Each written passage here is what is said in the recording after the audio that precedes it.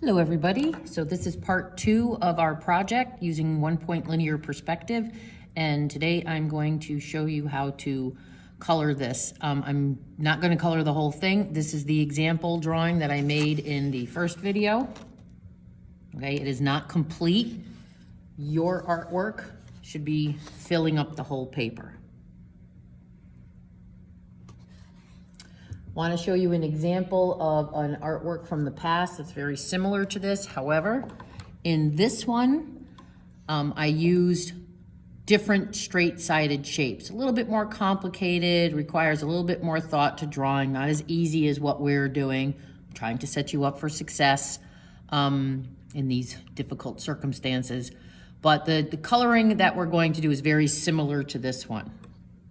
I do want to talk a little bit about color choices. On the color wheel, there are several different ways to look at color.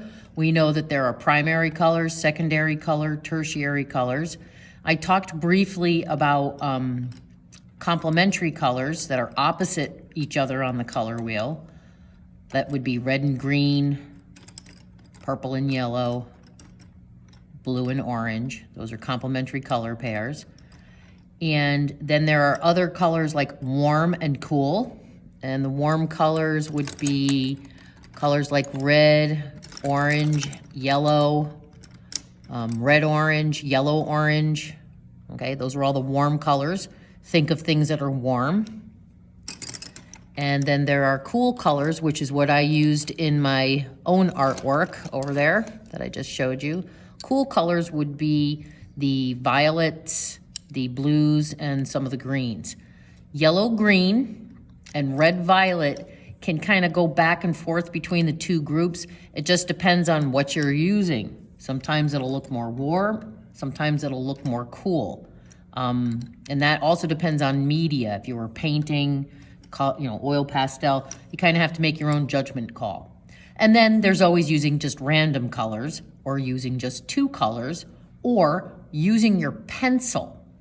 And if you're using your pencil, you're going to think back to the time that we did one of the earlier projects where we used pencil to do shading. That's definitely needed in this project. So I had mentioned back then that, you might need this later on for a project that we might do, and here we are using it. So I'm going to actually show you with pencil first. And I have pencil, and I have my handy dandy little pencil sharpener. As you know, I normally sharpen pencils with a matte knife, but since you probably have a little pencil sharpener that I gave you at home, that's what I'm using. So, very similar to what you did in the earlier project, you want to try to color in what we would consider the top of the shape, or the box, or the skyscraper, or whatever it ends up becoming. You want to color that in.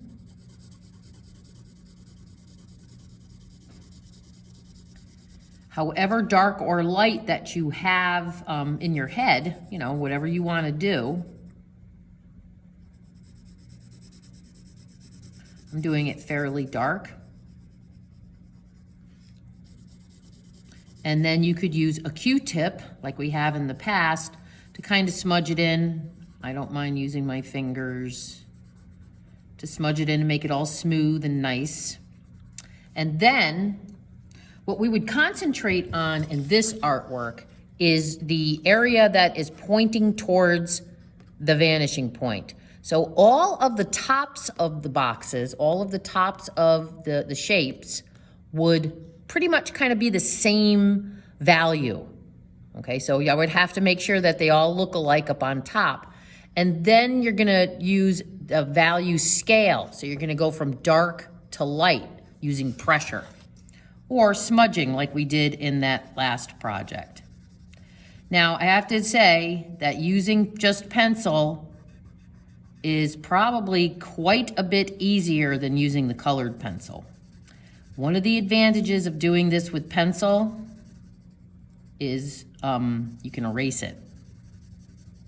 So you can fix things. Once you make a decision with the colored pencil, you're pretty much stuck with it. Okay, I'll go back and do another one of these, you know, later on. But I do want to get to using the colored pencil because it is actually a little harder. Colored pencils do not erase. Supposedly there are certain pencil erasers or specially made erasers that will erase colored pencil, but they really don't work as well as they advertise. I'm going to stick with using the warm colors this time. And this says that it is maroon on the pencil. So I would say that that's a red violet. Okay, so I'm using red violet as a warm color. So the same idea still applies, that you're going to color in the top of the box. What I like to do with colored pencil, and I do use them quite a bit in my own artwork, I have a little bit better quality than the Crayola. If you go to Walmart, they do sell the Prismacolors. Those are pretty good. That's what I use in my own what so-called professional artwork, or the artwork I do on my own.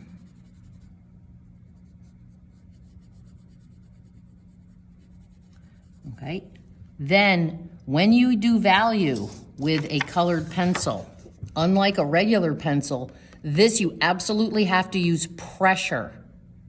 The only thing you can do with a colored pencil is darken the value. You can't erase it and fix it and make it lighter. Okay, so it's great that you guys already know what value is because we've gone over it already. So I'm gonna start out very dark, and then I'm gonna start to ease up on the pressure.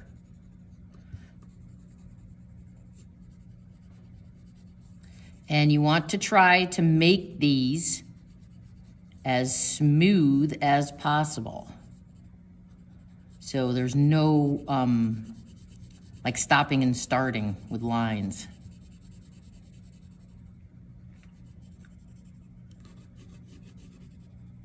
Okay, let me do another warm color.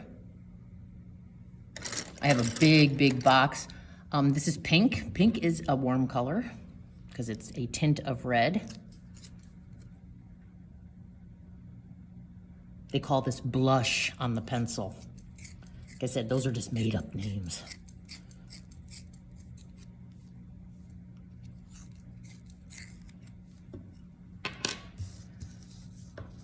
Now, the lighter colors, the colors that aren't as intense, you definitely have to press down a little bit harder with in order to get that nice, intense color that we can see from a distance. Now, somebody mentioned, can we outline our work? I would do that after we finish coloring. So I'm starting out dark and easing up, making it lighter and lighter and lighter, and kind of cleaning it up as I go along. Now, in your colored pencil boxes, there's absolutely a black. I honestly would not use the Sharpie marker that I gave you all to do the outlining. I would use the colored pencil. So let us pretend that this is all finished. And you can of course use a ruler, but it's a little clunky. It's just better to go carefully and easily. And I'm outlining this in black. I would leave this pencil. This is also outlined in black colored pencil.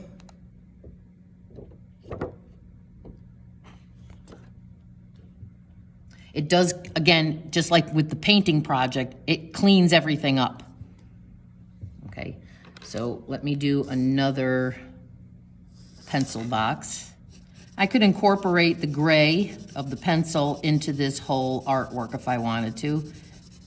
Keep going with all the warm colors, and that was my choice, was warm colors. You do not have to do it like mine. You can do random, you can just do whatever you want.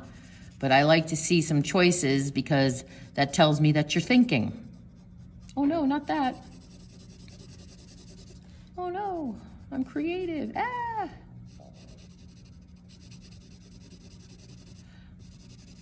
Okay, smudge that in a little bit.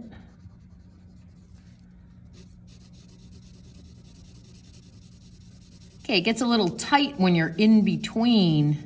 Gotta be careful.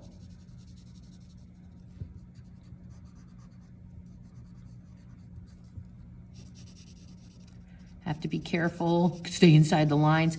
And I know that sounds pretty elementary school, stay inside the lines. However, this is a hard edge design. There's a point to it. We're showing linear perspective. If you just randomly, sloppily color this, it loses its sharpness. And we can't see all the talent and effort that you've put into making the linear perspective. Okay, so as I mentioned earlier on in the project, the drawing goes fairly quickly. To do the coloring carefully takes a little bit longer. Okay, so there you have it. How to color this design for the grade.